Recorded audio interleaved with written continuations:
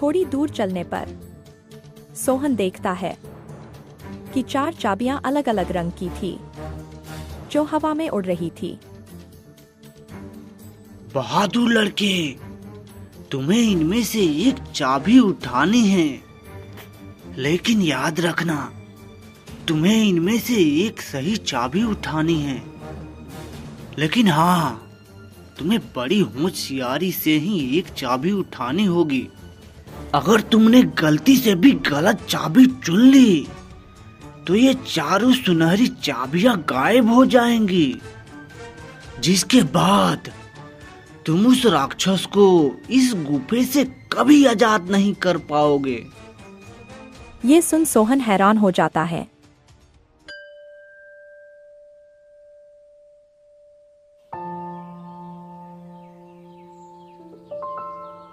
धोपुरा नाम के एक छोटे से गांव में एक बहुत ही सुंदर बाग था, लेकिन कोई भी गांव वाला उस सुंदर बाग में जाने से डरा करता था। उनका मानना था कि अक्सर बाग के उस पार वाली गुफा के अंदर से किसी राक्षस की आवाजें आती है, जो कि आते जाते लोगों को आवाज देता है, जिससे गांव वाले बहुत डरा करते थे।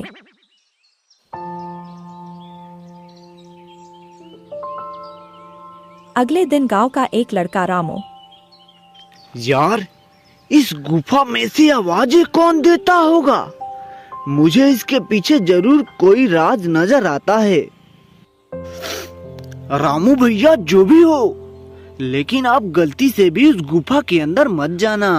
हाँ, लेकिन इस गुफा का रहस्य तो मैं जान कर ही रहूंगा। सब गांव वाले डर के साए में आखिर कब तक रहेंगे? उसके बाद शाम हो गई और रामू और उसका दोस्त अपने अपने घर चले गए। अगले दिन सुबह सारे गांव में सन्नाटा था और रामू के घर के बाहर उसकी लाश रखी हुई थी। सब रो रहे थे। शाम को बस यह बोलकर घर से निकला था कि एक रहस्य से पर्दा उठाने जा रहा हूँ। मेरी रामू की बहादुरी मुझसे ले डूबी। हाय मेरा बच्चा। हो ना हो, ये उस गुफा वाले राक्षस ने ही किया है। हाँ। उसी गांव में धनु नाम का व्यक्ति रहता था, जो एक किसान था। उसके 2 बेटे थे, मोहन और सोहन।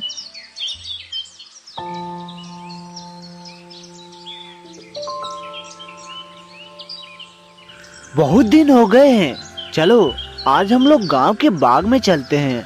न जाने क्यों बाबूजी हमें उस बाग में जाने से मना करते हैं। इस पूरे गांव में एक वही तो जगह है जहाँ कितने मीठे मीठे फल होते हैं। हाँ सोहन, वह बाग सच में बहुत सुंदर है और उसमें बहुत मीठे मीठे फल भी होते हैं, लेकिन बाबूजी हमें वहाँ जाने ही नहीं देते हैं।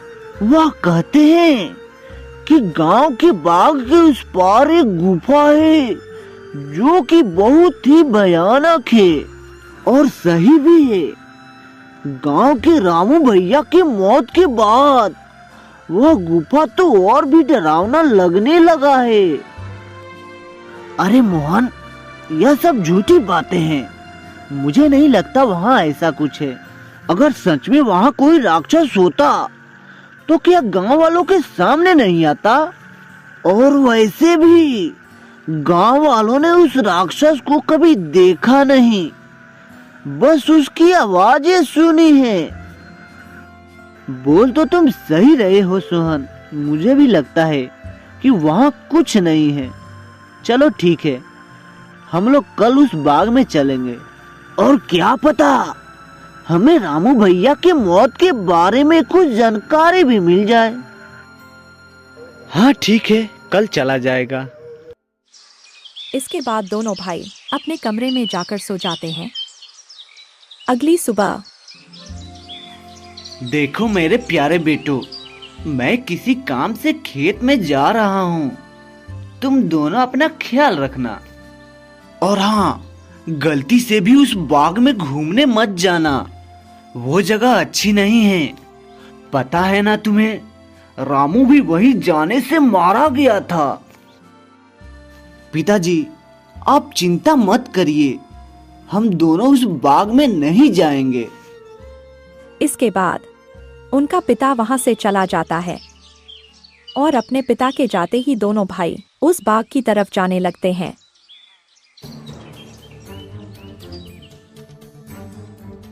कि तभी एक गांव का आदमी उन्हें देख लेता है। अरे मोहन और सोहन, तुम दोनों इस बाग की तरफ कहाँ जा रहे हो? क्या तुम्हें नहीं पता कि बाग के उस तरफ एक गुफा है जो कि बहुत ही डरावना है।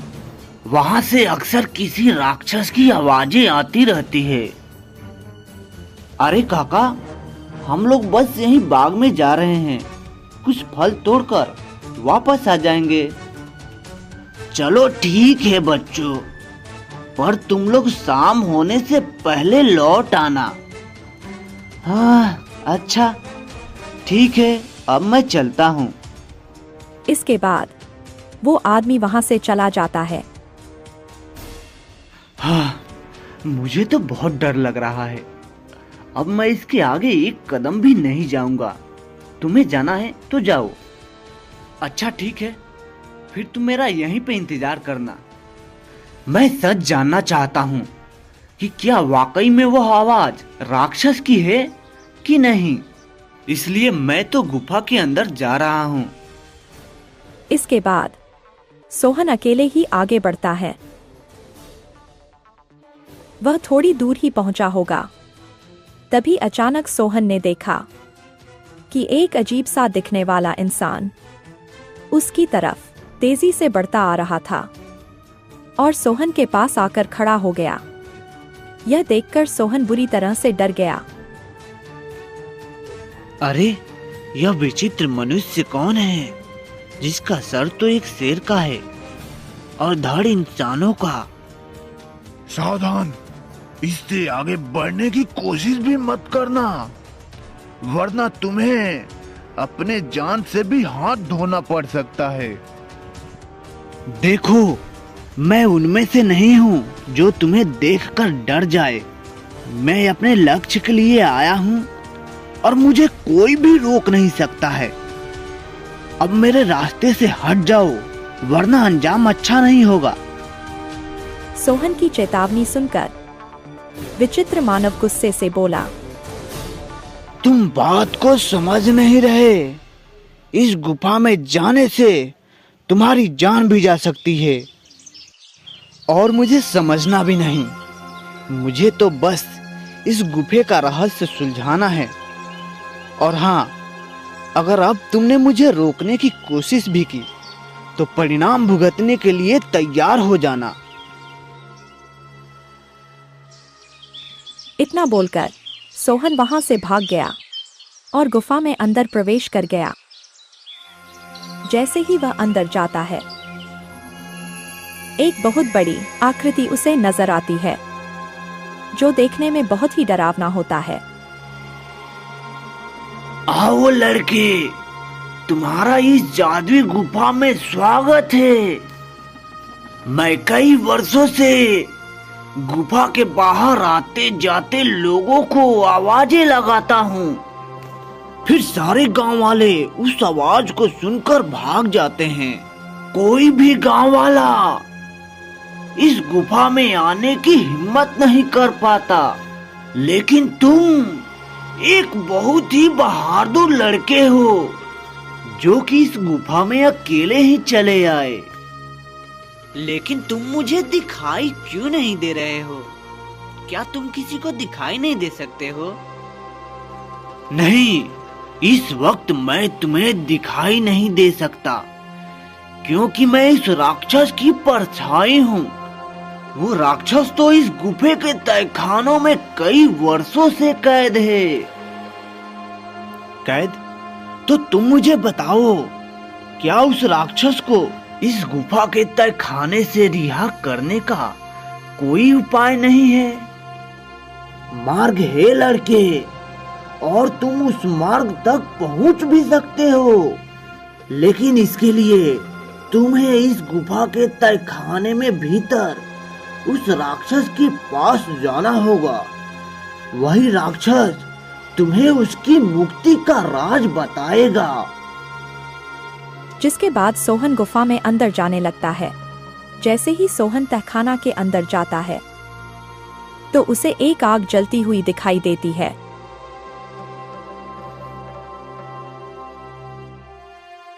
आओ बहादुर लड़के, मैं तुम्हारा ही इंतजार कर रहा था। मैं जानता हूँ कि तुम ही मुझे इस गुफा के तहखाने से रिहा कर सकते हो। तुम्हारा इस गुफे में स्वागत है। मैं तुम्हें देखना चाहता हूँ। तुम मेरे सामने आओ।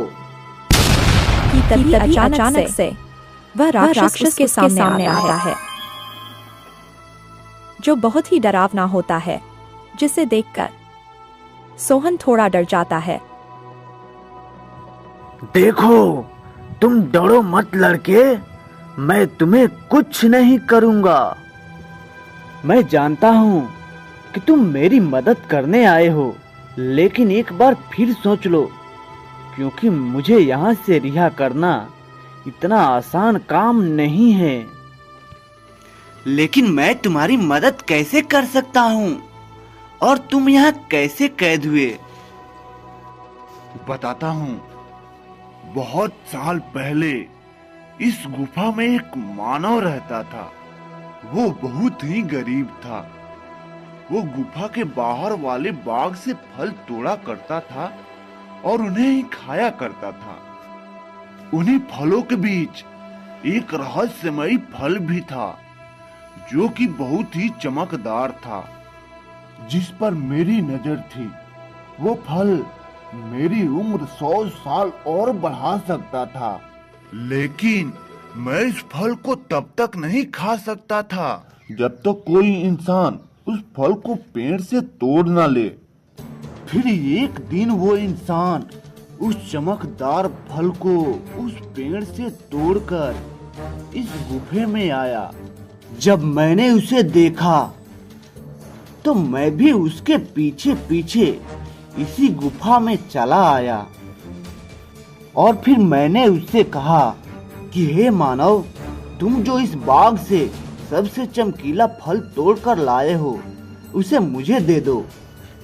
इसके बदले तुम जो भी 2 इच्छाएं मांगोगे, उसे मैं पूरा करूंगा। ठीक है, वो फल मैं तुम्हें दे देता हूँ, पर मेरी 2 इच्छाएं हैं। पहला ये कि तुम मुझे ये वरदान दो कि आज से ये बाग मेरा होगा, और दूसरा ये कि तुम इस गुफा में हमेशा के लिए कैद हो जाओगे, ताकि इस बाग में तुम्हारे डर से कोई भी ना आ सके, और हमेशा के लिए मैं ही इस बाग में राज करूं।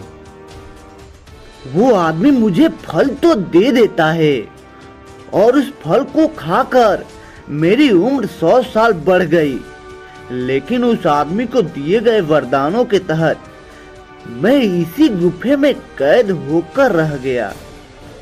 लेकिन हाँ, उस वरदान को देने के बाद मैंने उसे 2 श्राप भी दिया था कि तुम इस गुफा में कभी नहीं आ पाओगे, और दूसरा कि तुम एक जानवर बन जाओगे। तब से वो मानव इस गुफा में कभी नहीं आता। क्या आपसे पहले आपको यहाँ से निकालने की किसी ने कोशिश नहीं की? इससे पहले गांव के एक लड़के ने मुझे बचाने की हिम्मत दिखाई थी, और वो उस चमत्कारी फल को लेकर इस गुफा में प्रवेश करने ही वाला था कि तभी उस अर्ध नर मानव ने उसे गुफे के बाहर ही मार दिया, और फिर पूरे गांव में ये बात फैल गई कि मैंने उसे मारा है। हाँ, वो लड़का हमारे गांव के रामू भैया थे। उस जानवर जैसे दिखने वाले मानव ने उसे मारा है, मैं आपको इस गुफे से आजाद जरूर कराऊंगा। लेकिन मुझे ये तो बताओ कि मैं तुम्हें आजाद कैसे कराऊंगा? तुम्हें यहाँ से उस बाग में जाना होगा। वहाँ तुम्हें उस बाग में रहने वाले उसी आदमी का झोपड़ी दिखेगा जिसकी वजह से मैं इस गुफे में कैद हूँ। तुम्हें उसकी झोपड़ी में जाना होगा, फिर वहाँ से तुम्हें वही चमकदार फल लाना होगा। मेरी मुक्ति का राज उस फल में ही कैद है। ध्यान रखना बहादुर लड़के, उस मानव की झोपड़ी में कोई नहीं जा सकता। जब वो सो रहा होगा तुम्हें तभी जाना होगा और उसकी फलों की टोकरी में से सबसे चमकता फल लाना होगा। लेकिन तुम्हें ये काम बड़ी होशियारी से करना होगा, क्योंकि अगर ये बात उस आदमी को पता चल गया तो वो तुम्हें जिंदा नहीं छोड़ेगा। ठीक है, मैं तुम्हारे लिए वो चमकदार फल लेकर जरूर आऊंगा, लेकिन तुम्हें मेरी एक बात माननी होगी। कौन सी बात? तुम्हें हमेशा हमेशा के लिए ये गुफा और मेरा गांव छोड़कर जाना होगा। ठीक है, मुझे मंजूर है। इसके बाद सोहन वहां से बाग में जाता है और उस विचित्र मानव के झोपड़ी की तरफ बढ़ने लगता है। सोहन देखता है कि उस आदमी के झोपड़ी में कोई नहीं है। वो इधर उधर देखता है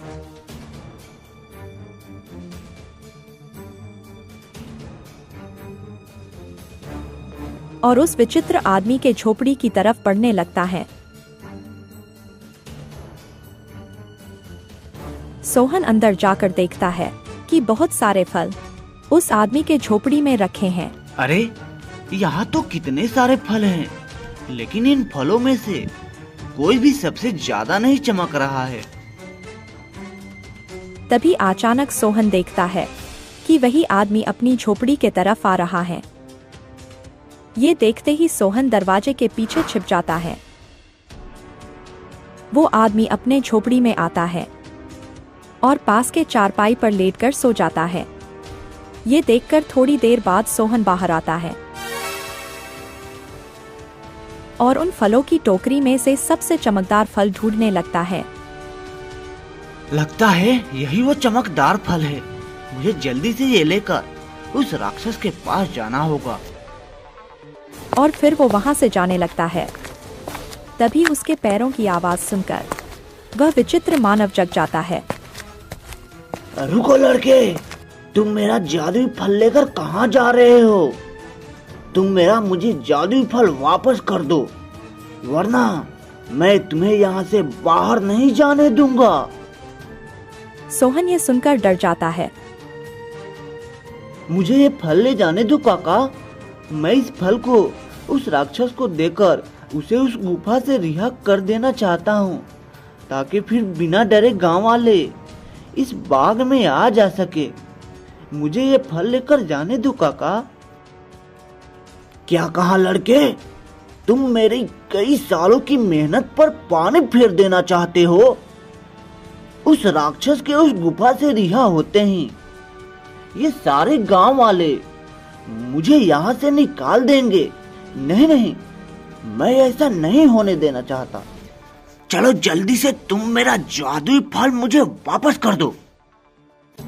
यह सुनकर सोहन वहां से उस चमकदार फल को लेकर भागने लगता है और तभी वह विचित्र मानव भी उसके पीछे पीछे भागने लगता है। सोहन भागते भागते उसी गुफा में पहुंच जाता है।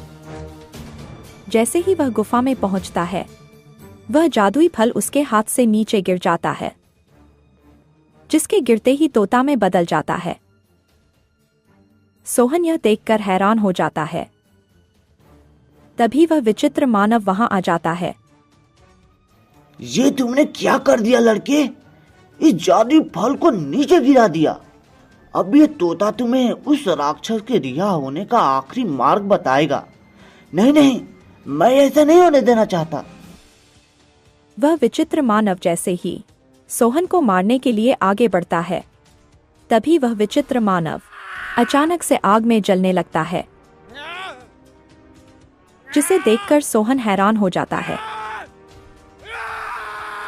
तभी उसे एक आवाज सुनाई देता है, जो कि राक्षस की परछाई की होता है। डरो मत बहादुर लड़के, उस मानव को उसके किए की सजा मिल चुकी है। अब बस तुम्हें अपने मंजिल का आखिरी पड़ाव पार करना है, जिसमें ये तोता तुम्हारी मदद करेगा। तभी अचानक से वो तोता उड़ने लगता है और गुफा में उसी तरफ भागने लगता है जहां वो राक्षस कैद था। सोहन भी उसके पीछे पीछे चलने लगता है। थोड़ी दूर चलने पर सोहन देखता है कि 4 चाबियां अलग अलग रंग की थी, जो हवा में उड़ रही थी।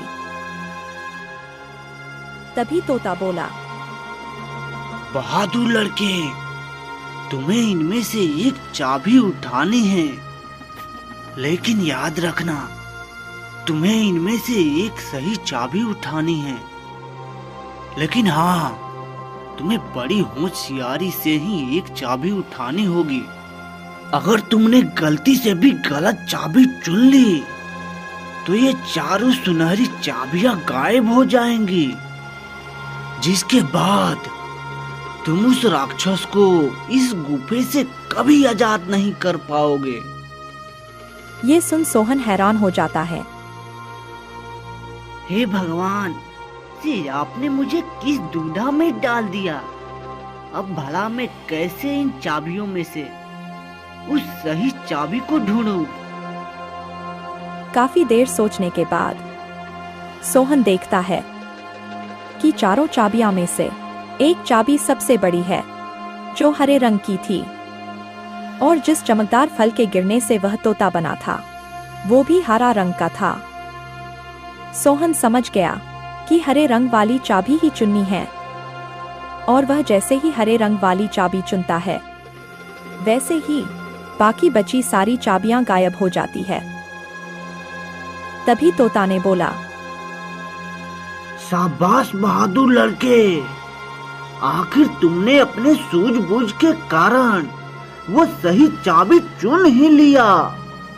अब चलो मेरे साथ और जल्दी से उस पिंजरे को खोल दो, जिसमें वह राक्षस बरसों से कैद है।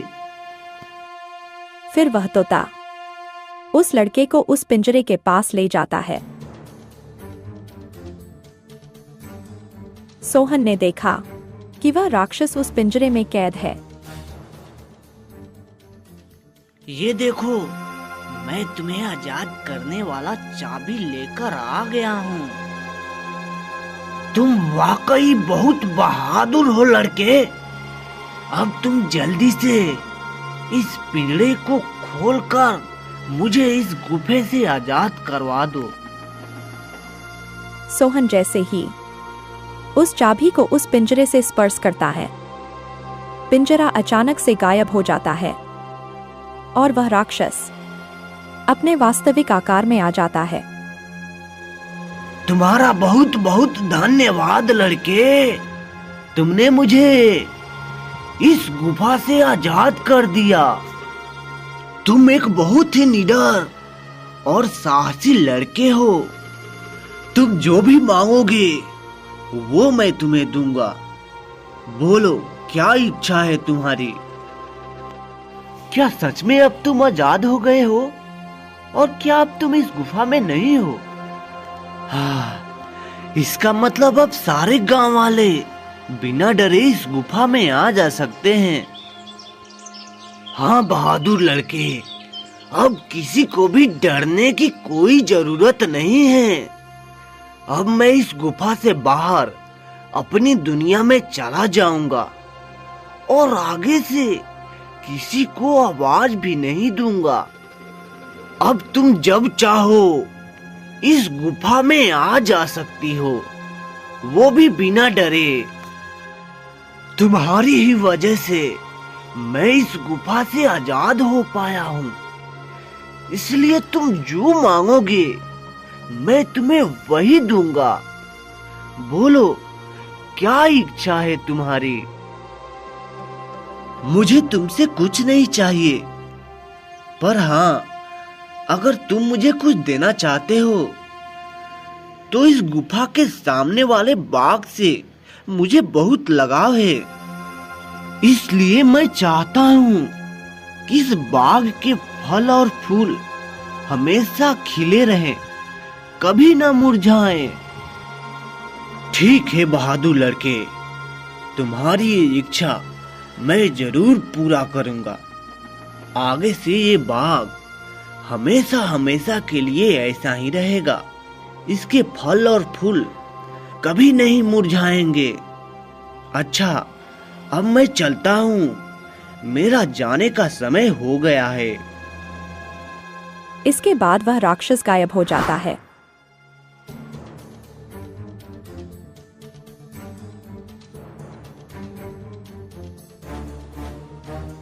और सोहन गुफा से बाहर आता है। तभी वह देखता है कि सारे गांव वाले गुफा के द्वार पर खड़े हैं। भाई, तुम ठीक तो हो ना? क्या सच में तुम्हें उस राक्षस ने कुछ नहीं किया? भाई, मैं बिल्कुल ठीक हूँ और अब इस गुफा में कोई राक्षस नहीं है, क्योंकि अब वो राक्षस इस गुफा को छोड़कर हमेशा हमेशा के लिए चला गया है। अरे, ये क्या बोल रहे हो तुम? और कहाँ गया वो राक्षस जो कि आते जाते लोगों को आवाजें लगाया करता था? सोहन गांव वालों को सारी बात बताता है। थोड़ी देर बाद गांव वाले बहुत खुश होते हैं और फिर सोहन से बोलते हैं, अरे सोहन बिटवा, तुम तो सच में बहुत बहादुर हो और तुम्हारी ही वजह से वो राक्षस इस गुफा से आजाद हो पाया है। अब आगे से बिना डरे गांव वाले इस गुफा में आ जा सकते हैं और रामू के मौत का रहस्य भी खुल चुका है। इसके बाद गांव वाले बिना डरे हंसी खुशी उस गांव में रहने लगते हैं।